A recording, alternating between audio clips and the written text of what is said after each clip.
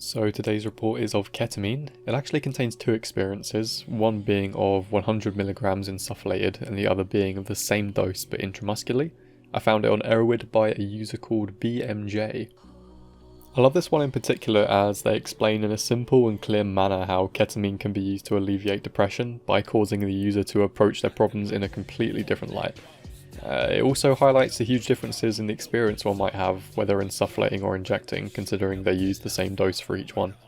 Anyway, without wasting any more time, we'll get into it.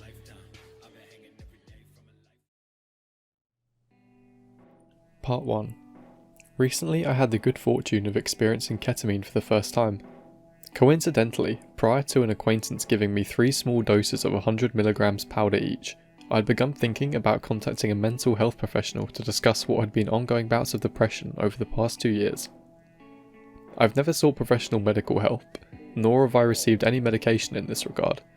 My acquaintance suggested that I use ketamine nasally, and preferably on an empty stomach. It was also suggested I find a comfortable place to lie down. So, after dosing, I found a comfortable position, closed my eyes, and began focusing on breathing. Within a few minutes, the high came on. As my breath began to envelop space as I knew it, and as the physical self disappeared leaving only the mind, Buddha consciousness, my entire being became saturated with a sense of well-being. Areas of conflict in my life appeared and resolutions were easily formed, and tensions, both physical and psychological, gave way as I examined my reaction to certain events.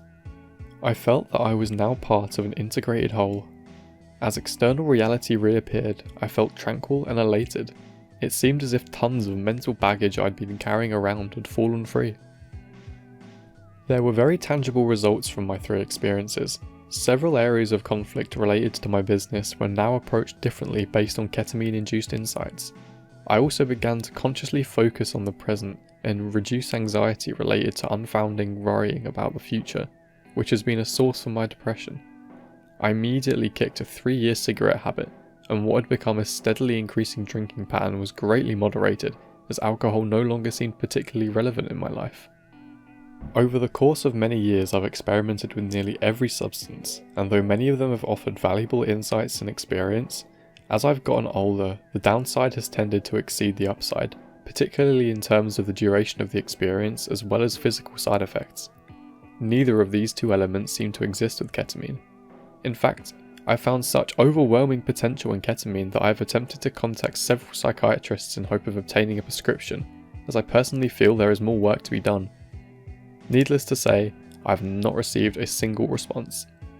Perhaps the idea of an individual taking a couple of trips and resolving a whole range of issues would undermine the careers of many so-called mental health practitioners who undoubtedly benefit from the popper daily pill culture here in the US.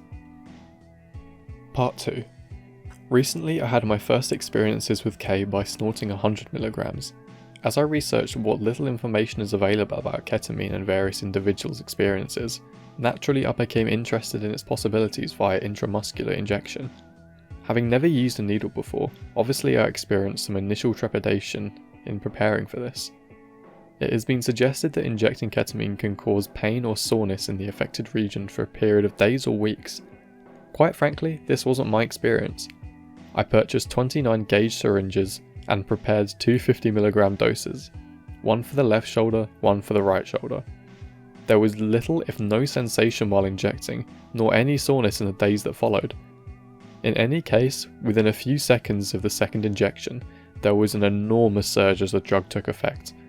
Although my previous sessions with ketamine gave me a sense of what was coming, the magnitude of the ketamine rush from injection went beyond anything I'd ever experienced. A crescendo of sound and chaos ensued while my physical state seemed to take this precipitous fall into nothingness. Immediately my awareness of breathing disappeared, and for a moment I attempted to hold on to what little remained of myself. But as quickly as initial panic appeared, it quickly disappeared, and this is one of the many positive characteristics of K.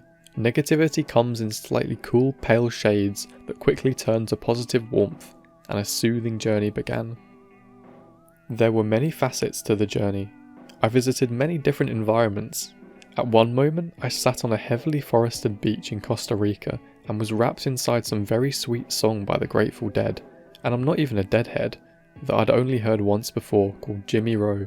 It was very peaceful on that beach, I can assure you. I then saw a bright light open above me and an old, white bearded man appeared, who I took to be the St. Nicholas, without all the Christmas baggage, and he laughed while telling me he was the spirit of peace and love. I remember opening my arms in wide embrace and his spirit entered me. Many smiling friends and family members visited me, and again the words peace and love kept their repetition.